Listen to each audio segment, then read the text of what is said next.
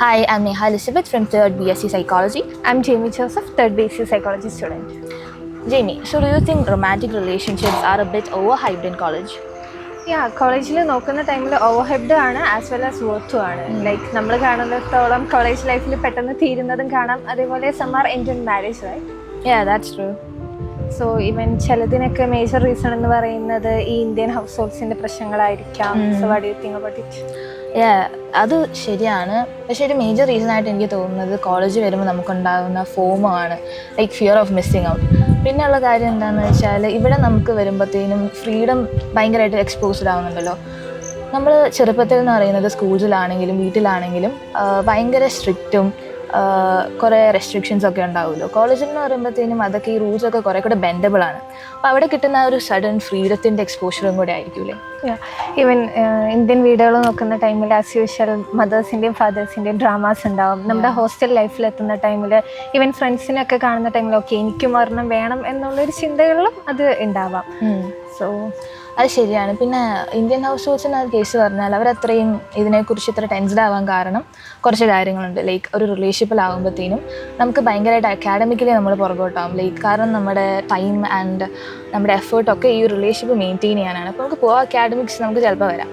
പിന്നെ എന്താ വെച്ചാൽ ലെറ്റ്സ് ബി റിയൽ, റിലേഷൻഷിപ്പ് എന്ന് പറയുമ്പോഴത്തേനും ഡേറ്റിംഗ് ആയി, ഡേറ്റ്സ് ആയി, ഗിഫ്റ്റ്സ് ആയി, അങ്ങനെ പൈസ ചിലവുള്ളതാണ്. ഇപ്പോൾ ഒരു സ്റ്റുഡൻസിൻ്റെ കേസ് പെർസ്പെക്റ്റീവ് പറയുകയാണെങ്കിൽ ഒരു പൈസ ചിലവുള്ള പരിപാടി തന്നെയല്ലേ. ഒരു ബ്രേക്കപ്പ് എന്നൊക്കെ പറയുമ്പോഴത്തേനും the emotional baggage that comes with it, mental distress ഉണ്ടാവും, നമുക്ക് ഡിപ്രഷൻ, ആൻസൈറ്റി, അങ്ങനത്തെ ഡിസോർഡേഴ്സിലടക്കം നമ്മൾ പോകുന്ന കണ്ടിട്ടില്ലേ. ഐഡൻറ്റിറ്റി ഇഷ്യൂസ് വരാം, ഡിപ്പെൻഡൻസി ഇഷ്യൂസ് വരാം അല്ലേ. ഈവൻ എനിക്കൊരു ഇൻറ്റേൺഷിപ്പ് ചെയ്ത ടൈമിൽ I seen this case. Like ഒരു പെൺകുട്ടി 20 ഇയർ ഓൾഡ് ഉണ്ട് and she had this like sleeping problems, anxiety, even boy friend phone എടുക്കുന്നില്ല, അങ്ങനത്തെ ചെറിയ ചെറിയ റീസൺസ് ആണ് അവൾ പറയുന്നത്. ഇതിൻ്റെ ഒരു ഗുഡ് സൈഡ് എന്തായിരിക്കും? ഒരു റിലേഷൻഷിപ്പിന് ബെനിഫിറ്റ്സ് വല്ലതും ഉണ്ടാവും? മെറിറ്റ്സ് നോക്കുന്ന ടൈമിൽ we can see some like even academic performance കൂടാനുള്ള ചാൻസ് ഉണ്ട്. നമ്മൾ ഇനി ഒരു നന്നായി പഠിക്കുന്ന ഒരാളെ നോക്കുന്ന ടൈമിൽ ആ ഒരു മോട്ടിവേഷൻ കിട്ടാനുള്ള ചാൻസ് ഉണ്ട്. എൻകറേജ്മെന്റ് കൂട്ടിത്തരും. ലൈക്ക് അവരുടെ ഫ്രണ്ട്സുമായിട്ട് ഇതാക്കുന്ന ടൈമിൽ നമ്മുടെ സോഷ്യൽ സ്കിൽസ്, കമ്മ്യൂണിക്കേഷൻ സ്കിൽസ് വളരാം. And there will be some benefits like നമുക്ക് ഭയങ്കരമായിട്ട് ഈവൻ എന്താ പറയുക സ്ട്രെസ് ആയിരിക്കുന്ന ടൈമിൽ നമ്മുടെ സ്ട്രെസ് റിഡക്ഷന് അവർ ഹെൽപ്ഫുള്ളാണ്. ഈവൻ സ്റ്റഡീസ് വരെ അത് തെളിയിച്ചിട്ടുണ്ട്. സോ അതേക്കുറിച്ച് പറയുന്ന ടൈമിൽ ഓക്കെ ഈവൻ ഗുഡും ബാഡും ഉള്ള ടൈമിൽ ടോക്സിക് റിലേഷൻഷിപ്പും നമ്മൾ പറയുന്നുണ്ട്, ഹെൽത്തിയും പറയുന്നുണ്ട്. സോ എങ്ങനെയായിരിക്കും ഒരു ടോക്സിക് റിലേഷൻഷിപ്പ് നമ്മൾ ഐഡൻറ്റിഫൈ ചെയ്യുക? അത് ഐഡൻറ്റിഫൈ ചെയ്യാനുള്ള കുറച്ച് സൈൻസ് എന്താണെന്ന് വെച്ചാൽ യു സ്റ്റാർട്ട് നോട്ടീസിങ് ദാറ്റ് നിങ്ങൾ എന്ത് ചെയ്താലും നിങ്ങളെ ബിലിറ്റിലും ക്രിറ്റിസൈസും അവർ ചെയ്യാൻ തുടങ്ങും. പിന്നെ നിങ്ങളുടെ ഫ്രണ്ട്സ് ആൻഡ് ഫാമിലിയിൽ നിന്ന് നിങ്ങളെ ഐസൊലേറ്റ് ചെയ്യും. പിന്നെ ചില കേസുകൾ എന്ന് പറയുന്നത് എക്സ്ട്രീം ജെലസി ആൻഡ് പൊസസീവ്നെസ്സിൻ്റെ കേസ്. ഓക്കെ, ഇത് ചെറിയ രീതിയിൽ ജെലസി എന്നൊക്കെ പറയുന്നത് ക്യൂട്ട്, റൈറ്റ്? പക്ഷെ ഒരു പരിധിക്ക് പുറമേ പോയാൽ ദാറ്റ് ഈസ് ഒബ്വിയസ്ലി ടോക്സിക്. പിന്നെ എന്താണെന്ന് വെച്ചാൽ ദ മേജർ സൈൻ എന്ന് പറയുന്നത് you start losing your self. ഇവിടെ നിങ്ങളുടെ ഇൻട്രസ്റ്റ് ആയിക്കോട്ടെ, നിങ്ങളുടെ വാല്യൂസ്, നിങ്ങളുടെ ബിലീവ്സ്, നിങ്ങളുടെ എന്താ വൊക്കേഷണൽ പാത്ത് അടക്കം ഇവരുമായിട്ട് അലൈൻ ചെയ്ത് ഇവരുടെ ഇഷ്ടത്തിന് പോകുന്നൊരു സിറ്റുവേഷൻ. അങ്ങനെ ഒരു ഹൈ ഹെൽത്തി റിലേഷൻഷിപ്പ് എങ്ങനെയായിരിക്കും ഉണ്ടാവുക? ഹെൽത്തി റിലേഷൻഷിപ്പ് ടൈമിൽ ഇതിൻ്റെ ഒക്കെ ഓപ്പോസിറ്റ് ആയിരിക്കും. Like there will B A balance. Even നമ്മുടെ രണ്ട് പാർട്ട്നേഴ്സും തമ്മിൽ ഒരു ബാലൻസ്ഡ് ആയിരിക്കും.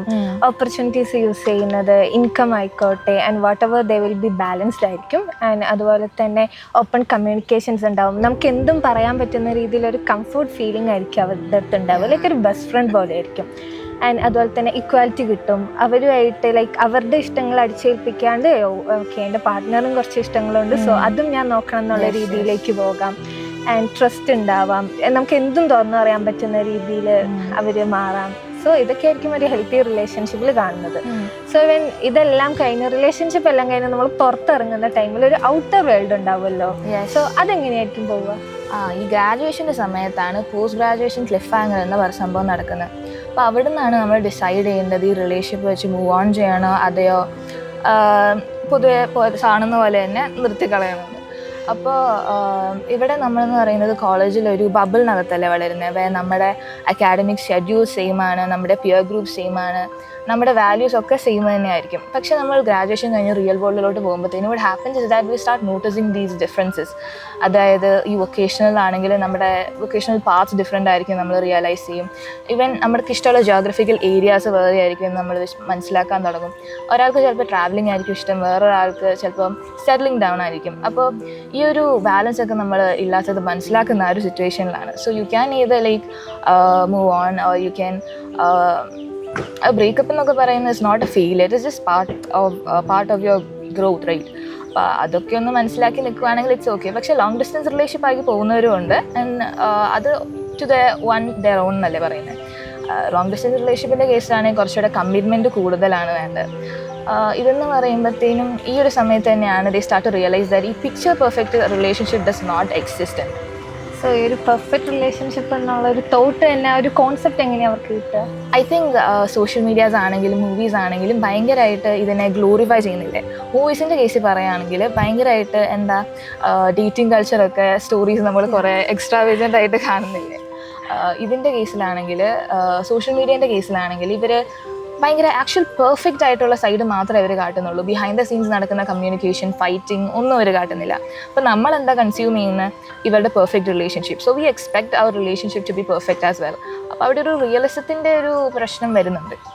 സോ ഈവൻ റിയാലിറ്റീനെ കുറിച്ച് പറയുന്ന ടൈമിൽ ഈ പറഞ്ഞ പോലെ എൻറ്റയർലി ഡിഫറെൻ്റ് ആയിരിക്കും നമ്മുടെ പാത്ത് മാറുന്നത്. ആൻഡ് ഈവൻ ഒരു 18 years ഓൾഡിലുള്ള ഇതുപോലെ ആയിരിക്കില്ലല്ലോ നമ്മൾ 22-ൽ വർക്ക് ചെയ്യുക. പെർസ്പെക്റ്റീവ് ഒക്കെ ഈവൻ നമ്മുടെ റെസ്പോൺസിബിലിറ്റീസ്, ഫാമിലി പ്രഷർ, ഈവൻ ഗേൾസിൽ വരുന്ന ടൈമിലൊക്കെ മാരേജ് നോക്കാൻ ടൈമായി, സോ ലെറ്റ് സെറ്റിൽ ഡൗൺ എന്നുള്ള ചിന്തയിലേക്ക് മാറാം. ബോയ്സിന് ചിലർക്ക് ജോലി കിട്ടാത്തപ്പോൾ അവരിങ്ങനെ ആ ഒരു ജോലിക്ക് വേണ്ടി ഇതാക്കുന്ന ടൈമിലായിരിക്കും. സോ ആ ഒരു സ്ട്രെസ്സിലിരിക്കുന്ന ടൈമിലായിരിക്കും ഇവൻ ഈ ഒരു പെർഫെക്റ്റ് കോൺസെപ്റ്റും വരുന്നത്. സോ ഒരു reality are entirely different, right? So even ഈ പറയുന്ന പോലെ ജെൻസിന്റെ റിലേഷൻഷിപ്സ് ഭയങ്കര complicated. Gen Z's relationship are so messed up. അവരുടെ ഡേറ്റിംഗ് കൾച്ചർ അങ്ങനെ ആവാൻ ഒരു കാരണം എന്താണെന്ന് വെച്ചാൽ they like open to all sorts of things, right? അവർ റിലേഷൻഷിപ്പ് എന്ത് തരത്തിലാണെങ്കിലും they are okay with. I mean ഒരു സൈഡിൽ അത് ഗുഡാണ്, പക്ഷേ other it's not that good. പിന്നെന്താണെന്ന് വെച്ചാൽ they have this whole lot of terms going on related to relationships like situation, I know, right? Like situationships, ghosting, breadcrumbing, orbiting, cuffing season and all. എന്തായാലും അതെ, പകുതി നമ്മൾ ജെൻസീസിന് തന്നെ അറിയത്തില്ല ഇതൊക്കെ എന്താണ്. കഫിംഗ് സീസൺ എന്താണെന്ന് വെച്ചാൽ apparently we have this tendency to be in a committed relationship in colder months such as winters and autumns ഒക്കെ പോലത്തെ സമയത്ത്. ഇതൊക്കെയായിരുന്നു ജെൻസീസിൻ്റെ കേസിൽ പറഞ്ഞാൽ. 90s എങ്ങനെയായിരുന്നു ഈ romantic stuff going? I think ഇത്രയും വലിയ ടേംസ് ആൻഡ് കോംപ്ലിക്കേഷൻസ് ഒന്നും ഉണ്ടാവില്ല. ലവ് ലെറ്റർ കൊടുക്കുക, ഐ കോണ്ടാക്ട്, അതൊക്കെ ആയിരിക്കും ആ ഒരു ലിറ്റിൽ തിങ്സിൽ ഒരു ഭയങ്കര ഹാപ്പിനെസ് കണ്ടെത്തുന്നുണ്ടാവും. പിന്നെ ആ ഒരു ടൈമിൽ ഈ മൊബൈലൊന്നും ഇല്ലാത്തതുകൊണ്ട് majorly they are writing letters and ഇവൻ ഫ്രണ്ട്സിന്റെ കയ്യിൽ കൊടുത്തു വിടുക. ഇവനത് പിടിച്ചാൽ തന്നെ ഭയങ്കര ഡ്രാമാസ് ആയിരിക്കും. ഇതിനെക്കാട്ട് ഭയങ്കര ഡ്രാമ ആയിരിക്കും. ഇപ്പോഴത്തെ ജെൻസിന്റെ വെച്ച് നോക്കുമ്പോൾ ടൈമിൽ I think parents are so much cool. പക്ഷെ അവിടെ വരുന്ന ടൈമിൽ അത് ഭയങ്കര ഇതായി പിന്നെ കെട്ടിച്ചു വിടല് അങ്ങനത്തെ കുറച്ച് പ്രശ്നങ്ങളായിട്ട്. So it's like a pure love. So even ഇത് റിലേഷൻഷിപ്പ്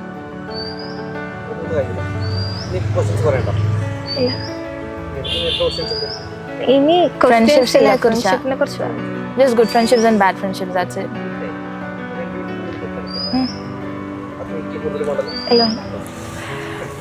ഓക്കെ, ഇവൻ ഇതെല്ലാം റിലേഷൻഷിപ്പിൽ വരുന്നതാണ്. സോ ഫ്രണ്ട്ഷിപ്പിൽ വരുന്ന ടൈമിൽ നമുക്ക് കാണാം ഇതേപോലെ കുറച്ച് bad and good things. Good ഫ്രണ്ട്ഷിപ്പിനെ കുറിച്ച് പറയുന്ന ടൈമിൽ there are someone who always constantly supporters.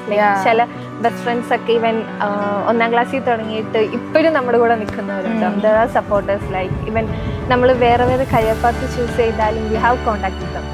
And അതുപോലെ തന്നെ ചില ഫൺ എനർജൈസേഴ്സ് ഉണ്ടാവും. നമ്മൾ അത്രയും ഒരു മൂഡ് ഓഫിൽ ഇരിക്കുന്ന ടൈമിൽ ഇവൻ ആ ഒരു സെക്കൻഡ് കൊണ്ട് അവർ നമ്മുടെ മൂഡ് മാറ്റുന്നുണ്ടാവും. ആൻഡ് ക്രിട്ടിക്കൽ ചെയ്യുന്നവരുണ്ടാവും. ലൈക്ക് ഇവൻ എന്താണെങ്കിലും ഇപ്പം നമ്മളൊരു കാര്യം തെറ്റായിട്ട് ചെയ്താൽ നീ ചെയ്തത് തെറ്റാണെന്ന് പറയുന്ന ടൈപ്സ് ഓഫ് ഫ്രണ്ട്സ് ഉണ്ടാവും.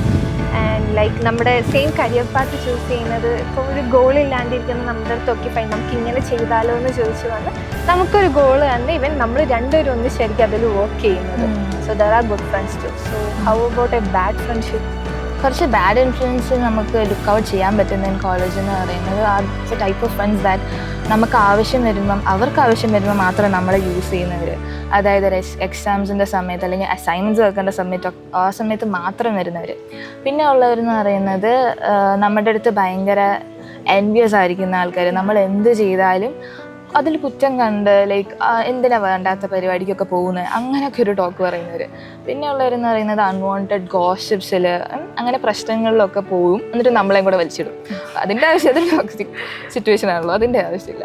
പിന്നെ എന്താണെന്ന് വെച്ചാൽ അനദർ ഫ്രണ്ട്ഷിപ്പ് എന്ന് പറയുന്നത് ഇസ് ലൈക്ക് കളിക്കും ചിരിക്കൊക്കെ നമ്മളോട് കട്ടയ്ക്ക് നിൽക്കും, പക്ഷെ ആവശ്യത്തിന് ഇതുങ്ങളെ പരിസരത്ത് പോലും കാണത്തില്ല. ഓക്കെ, ഈവൻ നമ്മൾ ഇത്രയും നേരം പറഞ്ഞതിൽ വെച്ചിട്ട് there are good and bad right. So അതിലെങ്ങനെയാണ് വരുന്നതെന്ന് വെച്ചാൽ how we select them, like അവരുടെ ഒരു ക്യാരക്ടർ വൈസ് നമ്മളെങ്ങനെ സെലക്ട് ചെയ്യുന്നു, നമുക്ക് എങ്ങനെ ബെനിഫിറ്റ് ചെയ്യുന്നു, നമ്മളെങ്ങനെ എഫേർട്സ് ഇടുന്നു, അവർക്ക് എങ്ങനെ അത് ബെനിഫിഷ്യൽ ആവുന്നു, ഇതൊക്കെയാണ്. ഈവൻ സിറ്റുവേഷൻസ് അതിൽ മാറ്റർ ആവുന്നുണ്ട്. ഈ ടോക്സിക് റിലേഷൻഷിപ്പിലൊക്കെ എത്തിക്കഴിഞ്ഞാൽ ലൈക്ക് മാം പറയുന്ന പോലെ എന്തൊക്കെ പറഞ്ഞാലും ലാസ്റ്റ് എനിക്ക് അവരോട് ഭയങ്കര ഇഷ്ടമാണ് അങ്ങനെ പറഞ്ഞിരുന്ന അങ്ങനെയൊക്കെ ആയിരിക്കും. ഈവൻ ഫ്രണ്ട്ഷിപ്പിലാണെങ്കിലും there are some snakes and fairies. So